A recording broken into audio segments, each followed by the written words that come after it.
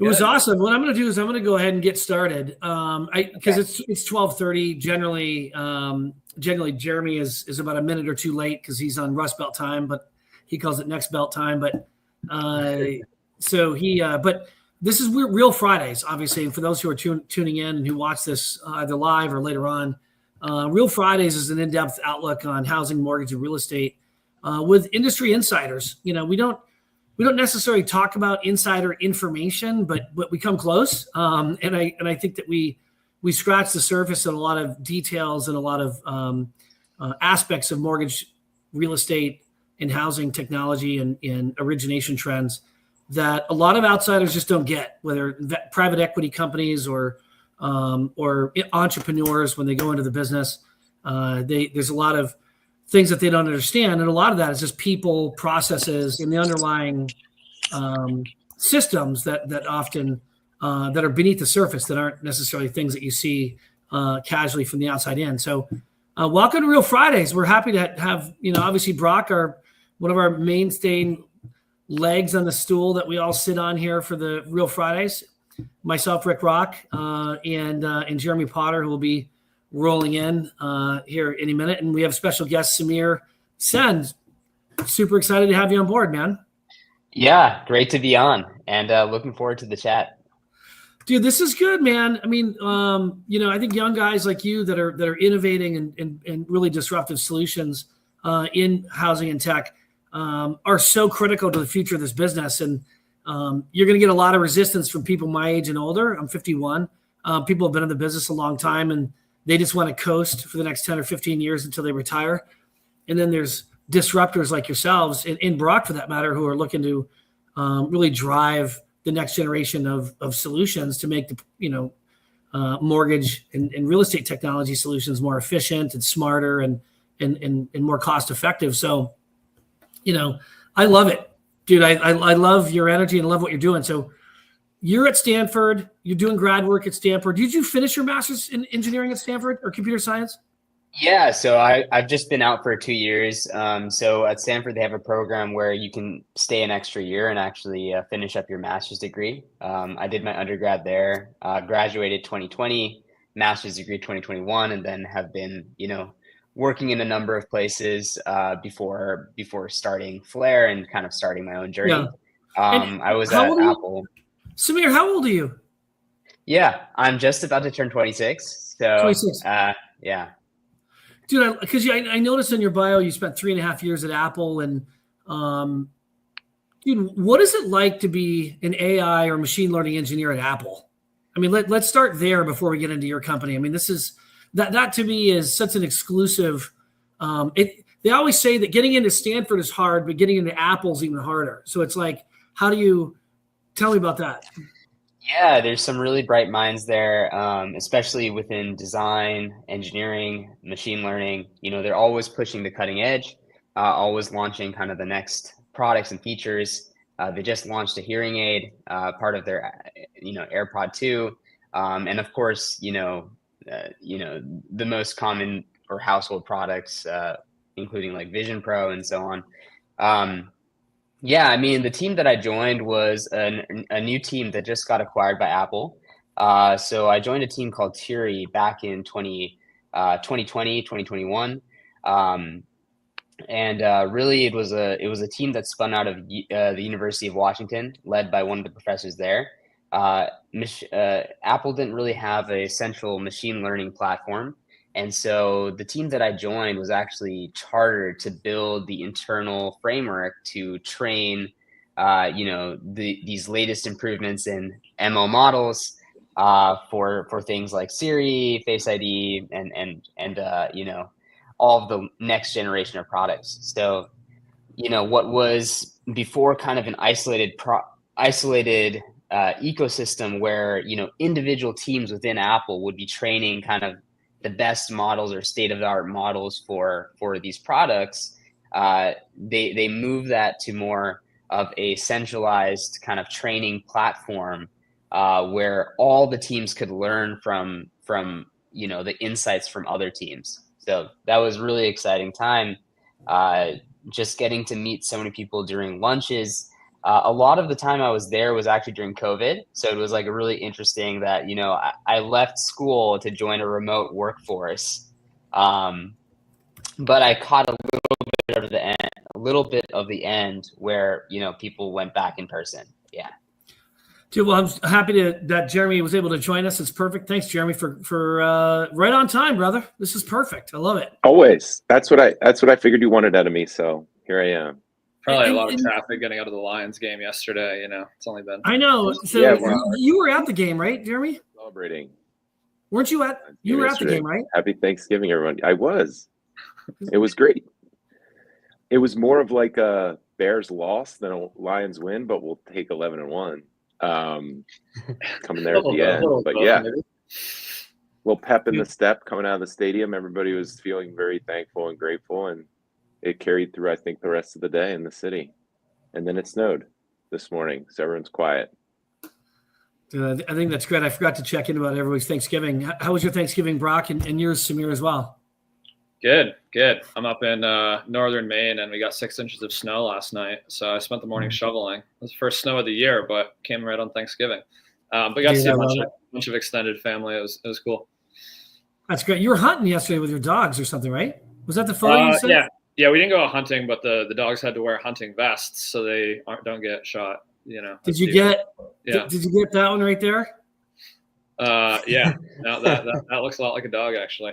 Yeah, my parents' dog is probably like 80, 90 pounds, and some of the deer that people are shooting this time of year are about 90, 100 pounds. So we get her in a bunch of orange when we take her out. That's hilarious. Samir, what about yourself? Are you in Seattle right now, Samir? Are you in the Bay Area? No, I'm still in the Bay. So I'm in Sunnyvale, and I think I'm the only one out of here where it's like a sunny Thanksgiving.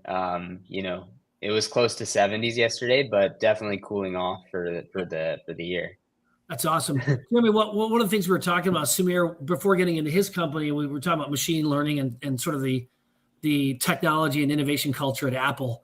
And, it's so few people actually have an insider view of what that looks like, feels like. What do break rooms look like?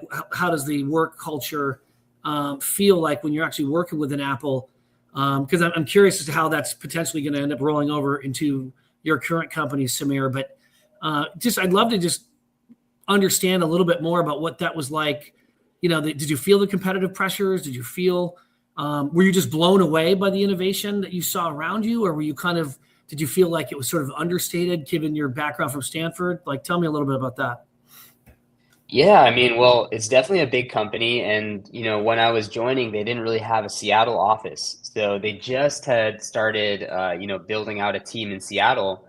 And, I definitely saw the growth of, the Seattle ecosystem as compared to California, which was exciting to see. There's so much talent that are in other places except, besides the Bay Area. And it was great to see that, there's more and more people joining at different parts of Apple.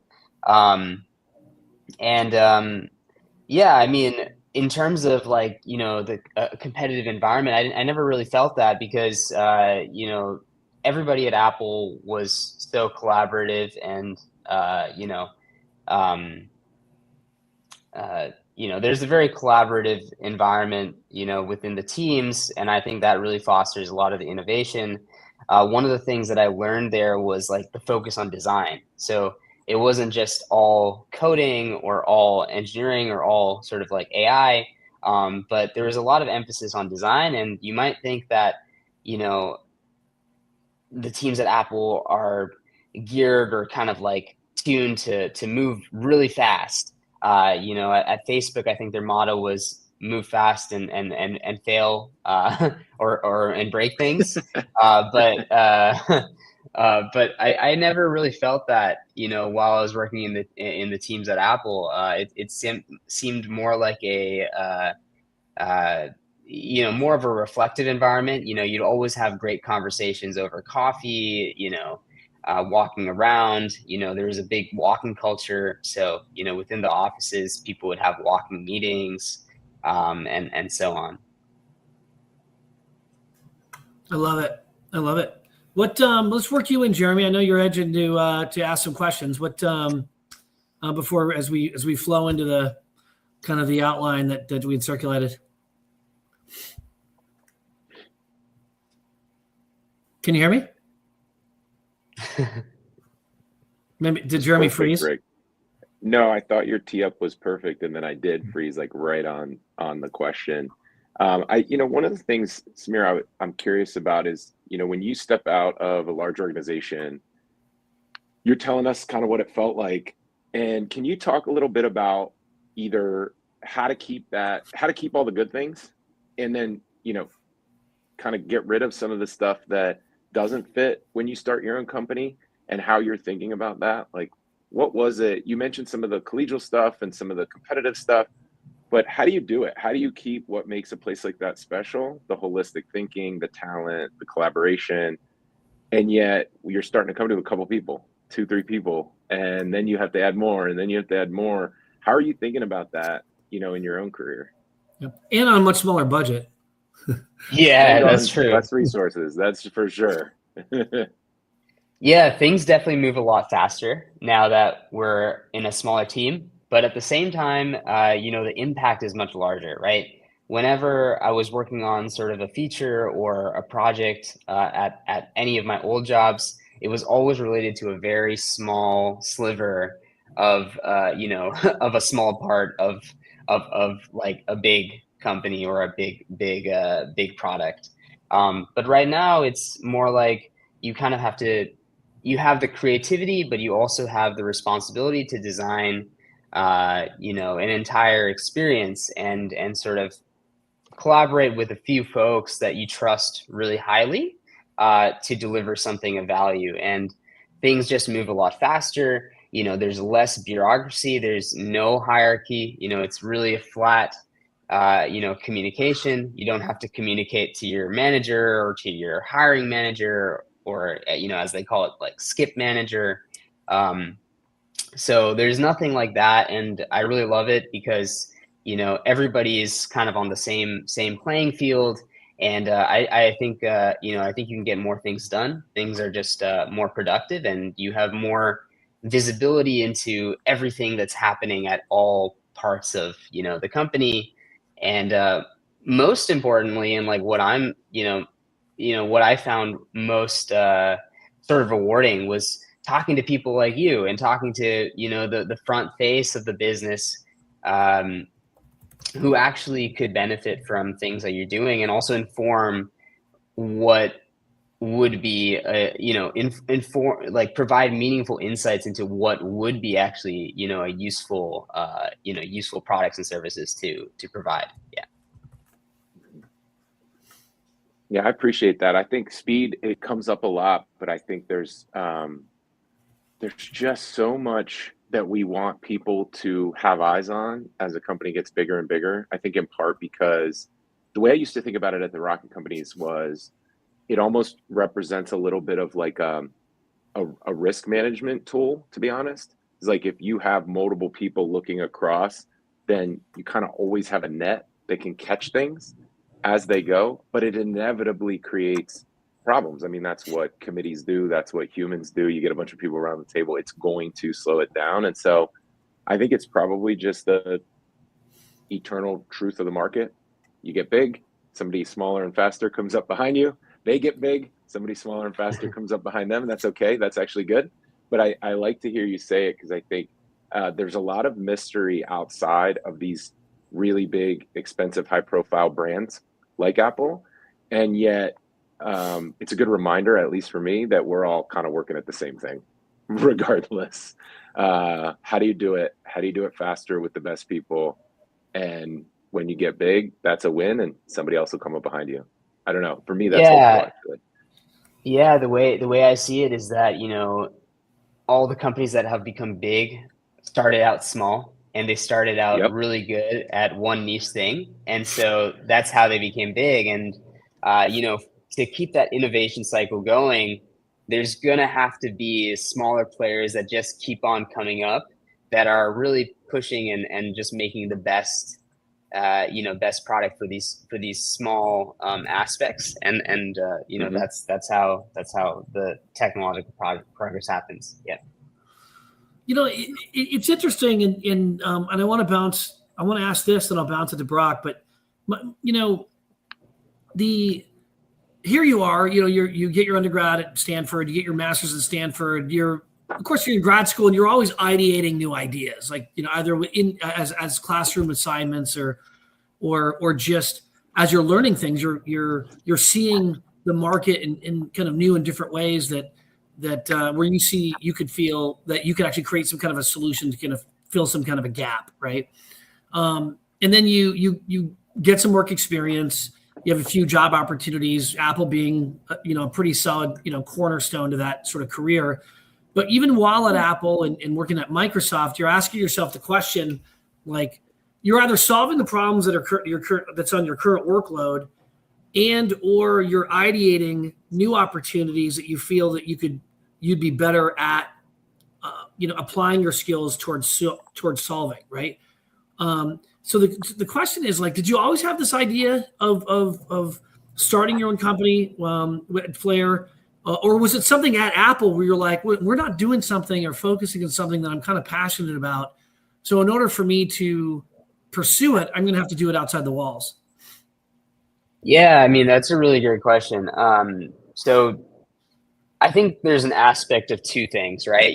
Like, to make the jump and leap to start your own company, while having a stable job or a good opportunity at a large company, probably boils down to two things. One is a reasonable idea or a reasonable conviction that there's a real opportunity, and then the second is that an underlying motivation, which is that I always wanted to create my own product, right?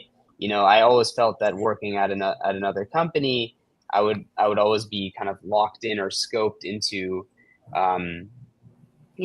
more and more responsibility, but ultimately of a relatively small feature or part of a product.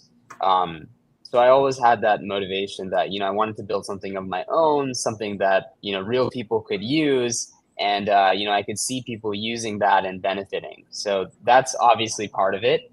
And then I think the real inflection point happened when ChatGPT came out. So I know that's a pretty cliche thing at this point. Everyone knows about the advancements in AI, but what I saw that was so incredible was that beyond being able to do very basic things, which were possible for the last maybe 10 years, like, for example, recommending shows on Netflix or recommending products on Amazon, instead of these kind of like simple AI tasks like recommendation, the models could start reasoning and start understanding things that didn't have a set structure. So, for example, when we played an audio recording of a conversation, like a customer support conversation, and asked ChatGPT to just identify kind of the top frustrations or top complaints,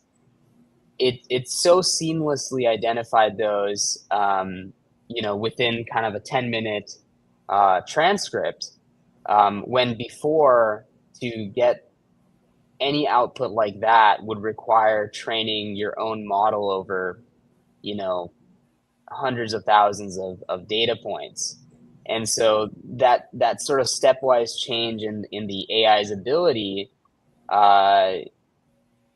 it's something that I couldn't miss out on, and I felt that there was a really, really big opportunity to do something pretty cool. Yeah. Brock, let me turn it over to you. What's your follow-up to that? Yeah, no, I'm just curious, kind of playing catch up here. I know you guys have spoken significantly more than I have. Yeah. Yeah, I'm just curious, kind of like phasing, like where you're at right now. Do you have a product in market? It sounds like voice AI is where you're going, maybe where you already are. What does it look like? What's the reality of your business look like today in the product? That's such a good question. What is the reality of your business today? I love it. Yeah. The reality of the business today is we launched with a product, and today we focus on, helping real estate and mortgage professionals to process 10x more deals. Like, the value proposition that we can provide uh, through voice AI technology, basically providing a tool that lets teams pick up on drop off from inbound follow-ups, inbound forms. What we found was that awesome. Yeah, We like it. what It's all part of it. We actually like it on Real Fridays. I know It's usually all- that's a it's all Brock good. thing. It's all- Live animals. It's Like, all good. was that We your like dog? it. live animals, deer in the background. It's Live great. or dead? Yeah. So right now we're working with real estate professionals, basically helping them with lead follow-up and nurture. And what we believe is that so many businesses today are losing clients because of poor and inconsistent follow-up. If you think about a loan application, even for a small business loan application, the steps in the process are relatively convoluted, and at some point there's going to be some drop off. And so what we're hearing in the market, that there's maybe a 5 or 10% completion of those online forms, because people are missing things like EIN numbers or TIN numbers. And so our thesis is that AI can really help in these cases where there's drop off in terms of like application fills, whether that's for a home loan, or whether that's for a small business loan, or for or for requesting a tour on properties. And so you can basically configure an AI assistant whose only sole objective is to pick up on this drop off. So if there's more information that's needed, instead of having to, instead of consumers having to sort of like sit through and wrangle through some of those confusing documents or confusing online information, real estate and mortgage teams can have their own digital assistants that follow up on those and pick up those from live conversations. And really, that's our core thesis of what we're building at Flair. Yeah.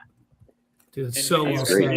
do you sell to primarily right now? To real estate like team leader, or to like trying to go to the brand level somewhere else? What does it look like? Yeah, so we don't go to the brand level today. We go to individual real estate teams, and we typically target the managing director. If you're running a team of like 5 or 10 agents, your team is really busy with deals that are kind of in the middle or late stages of the funnel.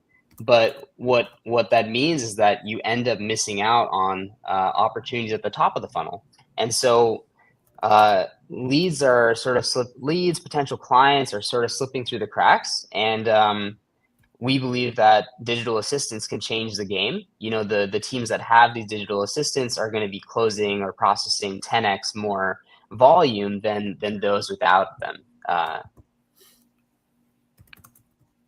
It's amazing. You're extending like the capacity and the reach for sales teams, which are inherently just inherently flawed, right? Because if you have 100 sales agents, you have 100 different ways of selling something, and at least this gives an opportunity from a voice to search or voice to consumer sort of technology to be able to sort of level set that experience at the very top of funnel, and then be able to route it accordingly. I mean, it's exciting. It sounds almost too good to be true, and really too difficult of a task to actually solve in a meaningful way without it sounding clunky, or without it. Maybe I'm going too far ahead of myself, Jeremy.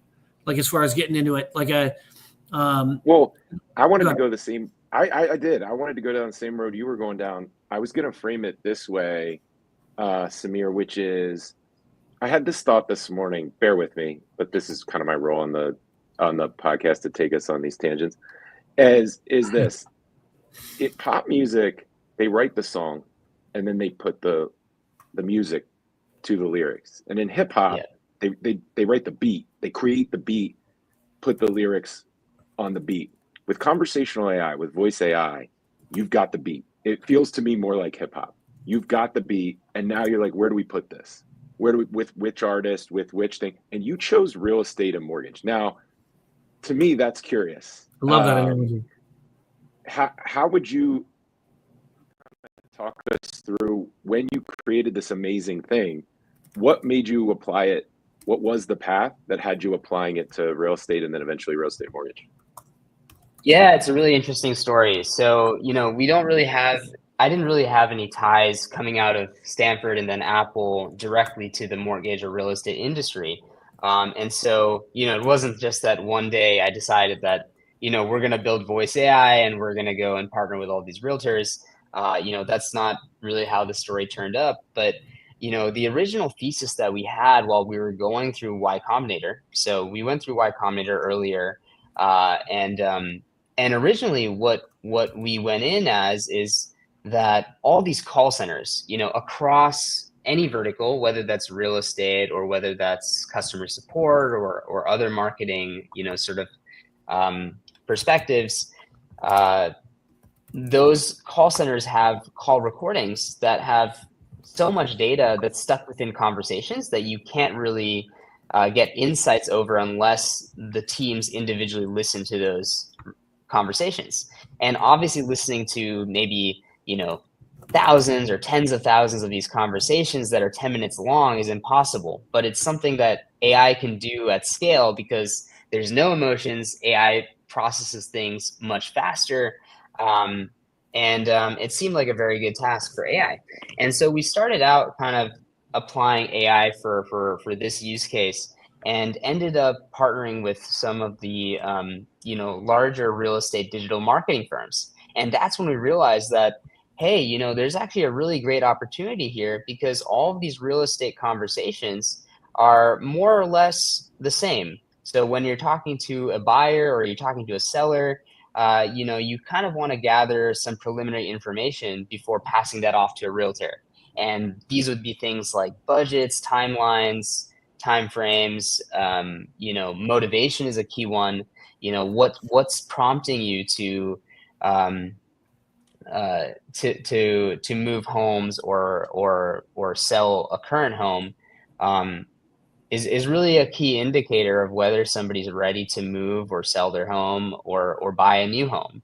And at the same time, voice AI had gotten significantly better. We no longer have robotic voices. We can leverage voices that are very natural sounding, even in multiple accents. They can understand a wide range of emotions. So there's just been a drastic change in the technology, right? In terms of like both the voice AI itself, but also the reasoning ability of the underlying GPT or OpenAI models. And so combining those two things with the use case for, real estate conversations seemed like a really great opportunity. And at the same time, when we started talking to realtors, the transaction volume or transaction size is also really large, right? Most real estate teams can't handle their top of the funnel. Even if it's not hundreds of, clients that are coming in every day, even if it's on the order of, tens or dozens, it's still really hard to keep up with that sort of consistent touch points, especially if leads are coming in after hours, right? A lot of people are filling out forms or doing their research at the end of the day before going to sleep or on the weekends. And, these are all opportunities that these teams were missing out on.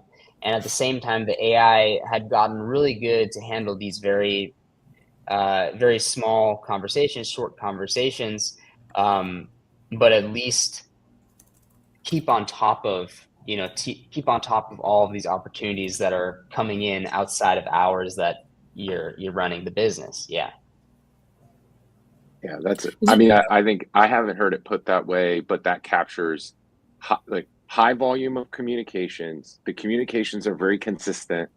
across everything, and yet in particular, volume and timing remain challenges. The way, like that waterfall that you just laid out, I think is a really good description of the thing that has held back real estate at scale for a long time.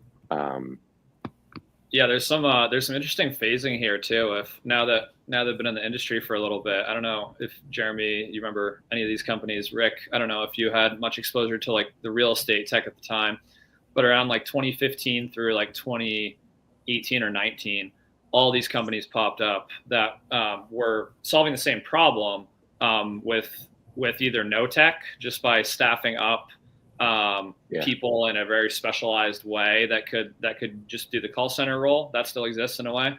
But there were all these companies that, the cutting edge at that time was text messaging. There wasn't as much compliance around it, SMS really, and some live chat as well. But there were all these companies. My friend started one called Ava that they exited in probably 2019, 2020.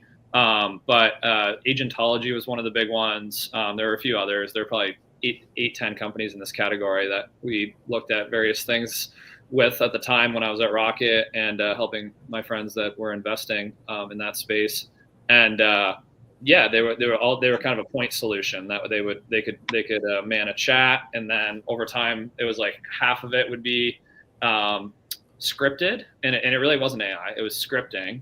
Find and replace the best response to this message based on what they knew. So it was more matching, maybe an algorithm, but certainly not AI. And a bunch of those companies exited for tens or low hundreds of millions. So it was kind of crazy, but they solved a high pain point problem in at that time a new way. Now that product is integrated in all kinds of places, but it's AI. I'm sure you don't need the people. Brock, that's a great point. They are hiring. Yeah, Brock, that's a really good point, because you and I worked on. I didn't mean to cut you off. I apologize. You and I had worked on something that I think I believe it was me and you, where all that was happening at our call center was transcription with keyword search. So there was really no, as far as I could tell, any artificial intelligence there. That was just like, let's transcribe each call. Nobody's listening in, nobody's reading it, unless you want to shoot the keyword or a phrase and then get back like all the instances of that. But that was a very computational heavy search. It was a pain. It was expensive. It was a pain to get. Under like regulatory circumstances, you had to do it, legal circumstances, you had to do it. And so it was very hard to like train or improve on it. It was really only for regulatory or legal, frankly. But now we've, in less than a decade, pressed all of that into being like a proactive functional assistant that works for you and in fact conducts the conversation for you. So that's a great point. Sorry, I didn't mean to jump in. I think at that time, in like, let's call it for the sake of argument, like 2017 or 2018, the cutting edge thing was to have the canned answers for like 50, 60, 70% of stuff. And then to staff either very cheap offshore people, or a few of them like branded, we hire only college educated onshore people, and twice as expensive or 3 times as expensive, but you get better responses, whatever. But those were kind of the two tracks. So I'm just kind of getting some nice, like, this is, like rhymes, right? Innovation kind of like rhymes with like what happened 10 years ago. But yeah, this voice AI, Potter and I were at the Lending Tree Summit. Was that 2 weeks ago now, Potter? And they had the go to market, one of the heads of go to market for OpenAI there, with a bunch of mortgage people on a panel. Potter, I know that was interesting to you as well. That was kind of interesting that they were like, hey, no, let's skip ahead to talking about voice. Like a lot of the mortgage people wanted to talk about other AI topics. And the OpenAI person, as well as a few of the other tech leaders, were like, this is all solved, right? Like the voice is the hardest though. And so they wanted to skip ahead to voice. They're like, I don't even care about any of these other problems. Like voice, AI solved them. Now we want to talk about voice. So I'm still relatively quite unfamiliar with any of the voice AI innovation and solution, but I just thought it was interesting to hear like the mortgage industry maybe a few steps. What was cool about, and I think Dr. Andrew Moss, who we had on a previous episode, was a professor of Samir's at Stanford.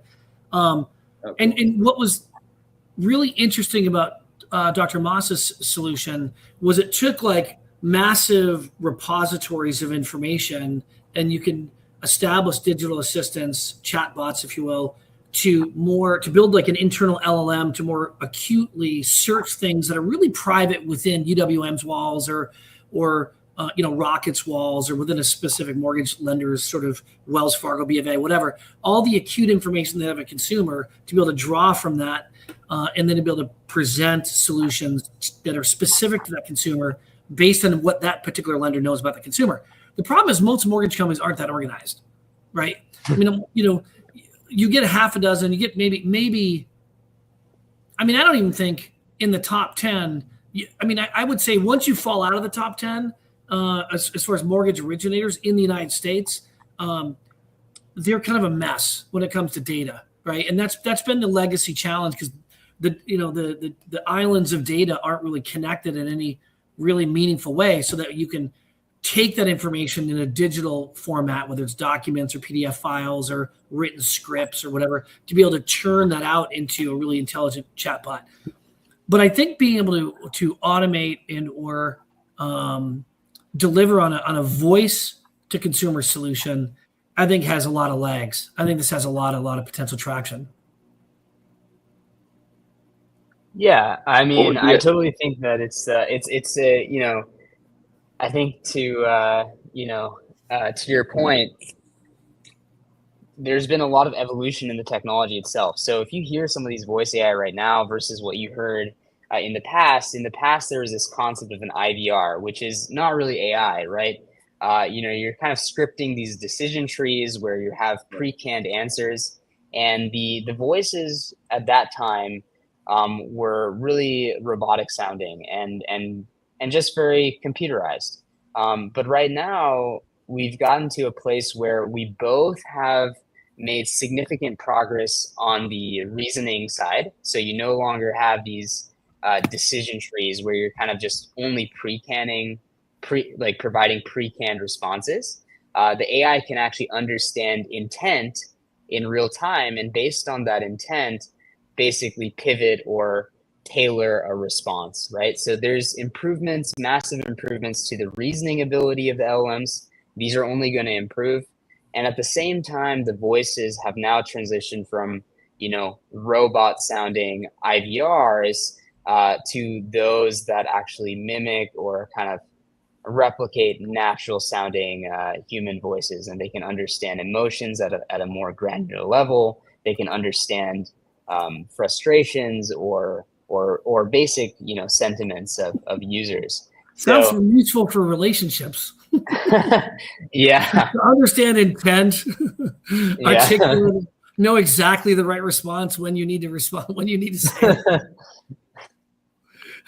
So if you were going to, Samir, if we gave you the chance, and I hope we do, to counsel CEOs of real estate mortgage firms, specifically independent mortgage companies, where do you start? What do you usually tell them around technology like this, the capability and power like this? And then how do you just give us kind of like the 3 steps from where you start to kind of what you would advise they be thinking about in the next 2 quarters of their business? Yeah, I mean, it's a great time for AI. So the first thing that I would say is that it's really the right time to be starting to think about a lot of these things, right? In the past, there have been AI products that provided sort of incremental value. And so, while there was definitely improvements, it wasn't maybe like a stepwise improvement. Right now, AI is getting good enough, and it's continuously getting better to where it provides sort of like a stepwise change in the business, right? You can really transform your business with some of these AI technology and AI products that are coming out. So the first thing I would say is like, keep your eye out and, eyes out for all of these sort of improvements. And then specific to real estate and, sort of like team leads, what I would say is, the low-hanging fruit use case, where there's a lot of value, right, is number one, trying to pick up sort of business opportunities that are coming outside of your window of business. So if your team is running operations, from 9 to 5, but people are coming into your funnel, on the weekends or, later in the evenings or at night, picking up on those opportunities is a great use case for AI, right? And AI assistance for your team. And the second is your team might have so many leads that have come into the funnel that sort of are within your lead database, but are not activated at all times. So that's another great use case for AI, is basically being able to re-engage prospects in your database, that may have come in, that were just browsing, not ready at the time, but being able to find, those motivations across your lead database is something that's, it's a pretty manual and repetitive task, and it's a perfect one for AI to handle for you. I love this. What would you say to be, I know you've raised some money for sort of an initial seed round. I know you're meeting with some investors here to raise some more capital. I almost think that and I know you've had some very, very solid sort of high level conversations with some very national brands in the real estate space. Let's leave it to that for a moment. What would you say to be the key to your success? Is it just traction with the right lenders? Is it just more additional? Like if someone wrote you a $20 million check tomorrow, how would you spend that money? What's the use of funds? And how would you get the most traction? Is it on tech and building more of it out? Is it just more on sales and marketing? How would you describe that? Yeah, we're first and foremost a technology company. So where we would deploy kind of the resources first is building out the tech infrastructure so that really we can perfect these conversations, perfect the voice, perfect all of the integrations with CRMs, integrations with existing workflows. We think that actually drives a lot of the unlock in terms of usability, right? So we want to make it so that your team doesn't have to change any of their existing processes, whether you're using a tool like Follow Up Boss or Lofty or any other CRM. Linking directly into that workflow is pretty critical for the AI success, because it's pretty much an extension of your team that's working when you're not. So the AI is picking up things on your off hours. And, at the same time, we've done a lot of work on the research side. So on the actual speech synthesis, there's a lot of, small improvements that can actually lead to higher engagement and higher conversion rates that we think are both very interesting, but also technically challenging problems to solve. So for example, we started out in analytics, and what we found by analyzing, hundreds of thousands or even close to millions of real estate conversations was that actually the highest engagement or highest converting opening line.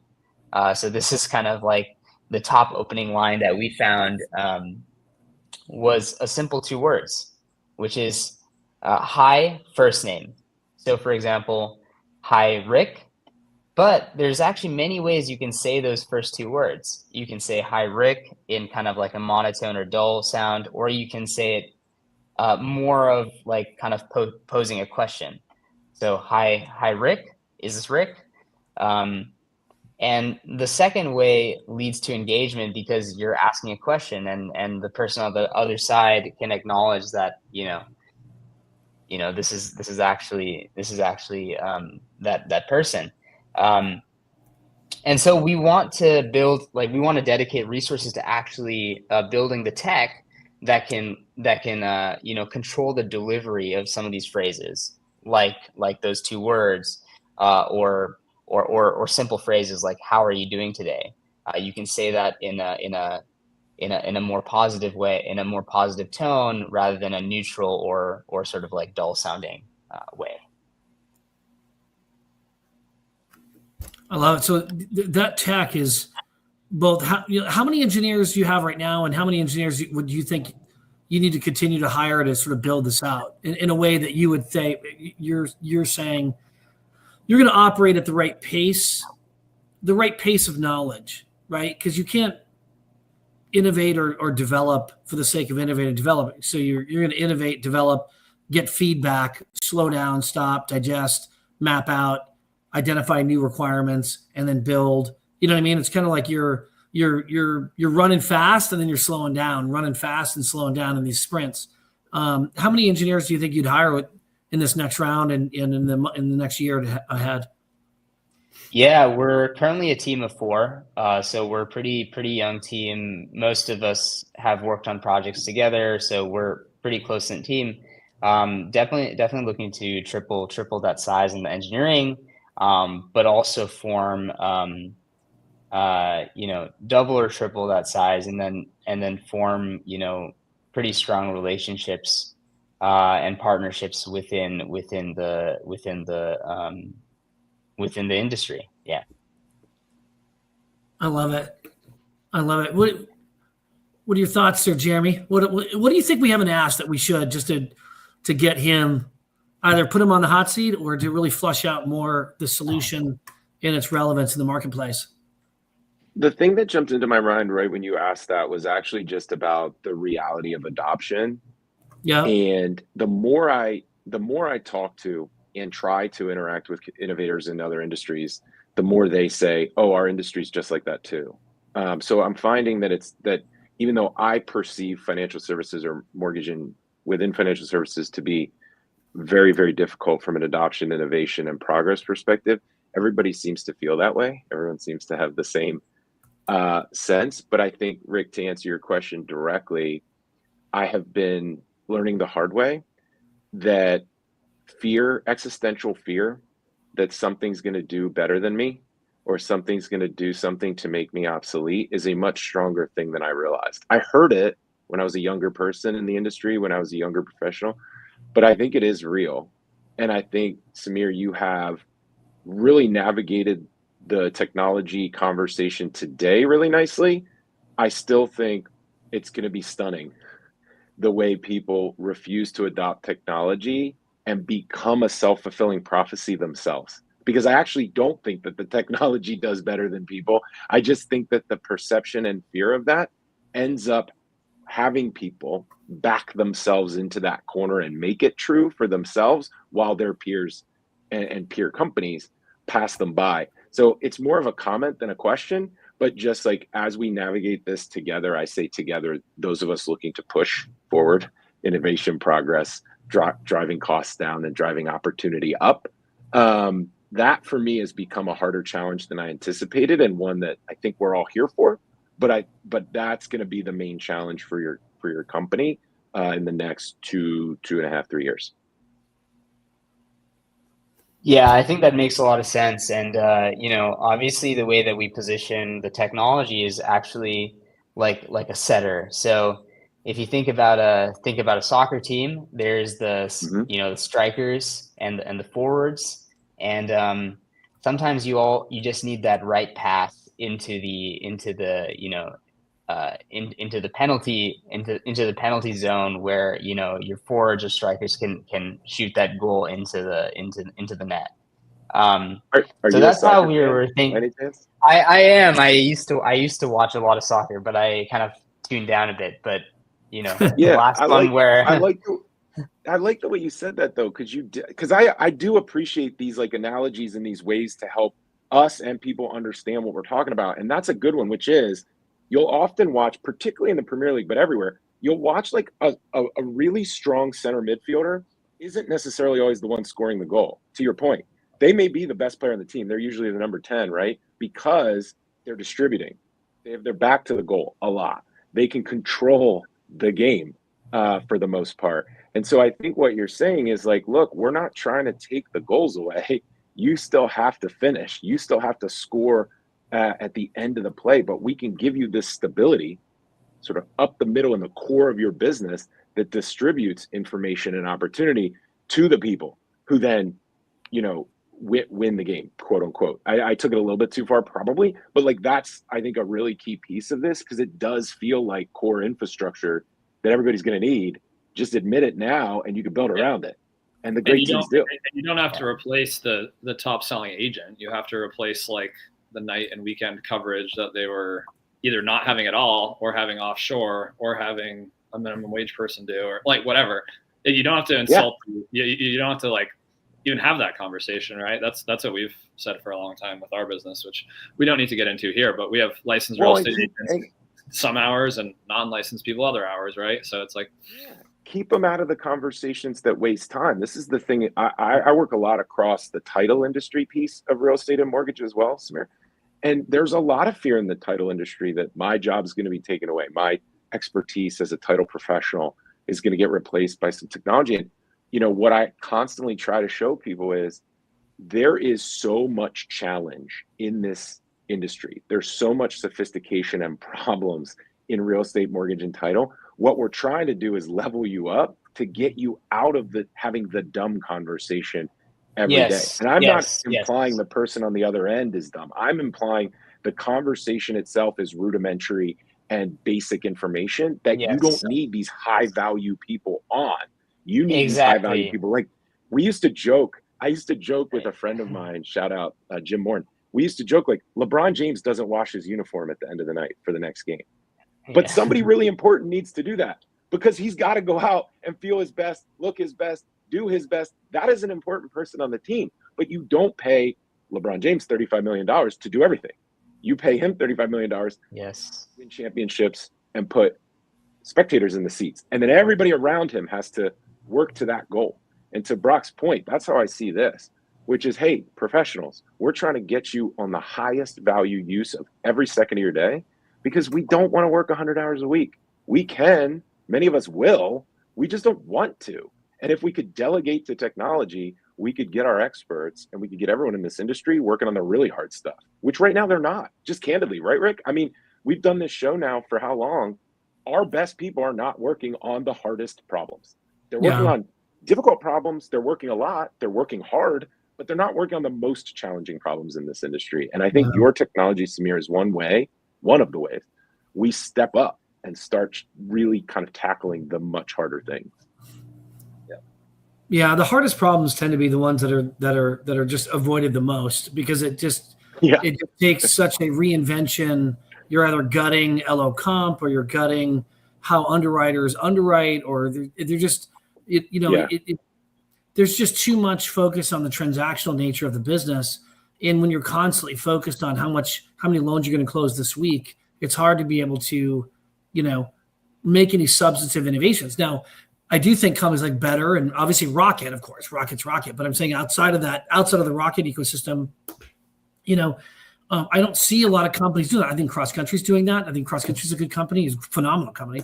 I think Better is doing that. But there's a lot but Better's at number 50. And I actually think that they're doing that. They're thinking through the hard problems, which is why that they took, I think, such a production hit. But they're still in the top 50. There's several thousand.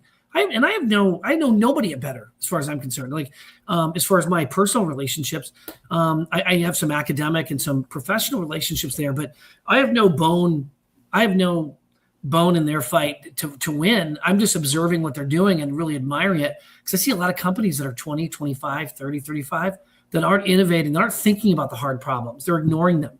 They're window dressing easy ones, making small little tweaks, and they're not really innovating in any real serious innovations. And I think that's going to hurt them. It's going to hurt a lot of the companies in that top 35, top 40. I think solutions like Samir's and others, I think, are going to help advance. And that competitive thought leadership, like you're saying, Jeremy, is this solution needed? No. With really good executed sort of sales practices? No, right? Humans can do this better, but that's the problem. It's hard to scale that. You can get a handful of people to do it, but it's hard to get 100 people. Leads are never called, right? Like there's crazy money being left on the table there, even if people can do it better. let's do some rapid fire questions. What's your favorite AI application outside of the mortgage lending? I like your rapid fire questions that was organized. What's your favorite one? Yeah, I thought there was a few that were, pretty interesting that popped up. The first was, I don't know if you guys checked out Notebook LM, which is the podcast generator from Google. So I thought it was pretty interesting, the voices that they used. I thought that was Okay. a really fun one. And then the second is, I've always been fascinated by robotics. So some of the stuff that companies like Figure AI are doing with, pushing the leading edge of robotics AI. That's always been fascinating. Yeah. All right. So what's your go-to productivity hack? Yeah. Really, I think it boils down to just one thing, which is that, at the beginning of the day, try to write down maybe 3 things, not more than 3, not less, but just 3 things that you want to knock out and just finish those before the end of the day and then do that every day. That's not a hack. I mean, that's just that's good practice, but I wouldn't say that's a hack. In my last question for you, and I'll leave it to Jeremy and Brian, to Brock to close. What's your favorite place to grab coffee in San Francisco? Oh, that's a good one. So favorite coffee overall, just like on overall ratings, is going to be Phil's Coffee, but that's that's kind of like an everyday one. But recently I found this this great coffee in this like Moroccan bakery called Oklava Cafe, and they had a great Turkish coffee there. So nice. Yeah. Right on. I'm gonna try that next time. Yeah. I like. Any closing comments for you guys, Brock and Jeremy? I wanted to. I think I said something like this the other day when maybe the show we had Clayton on.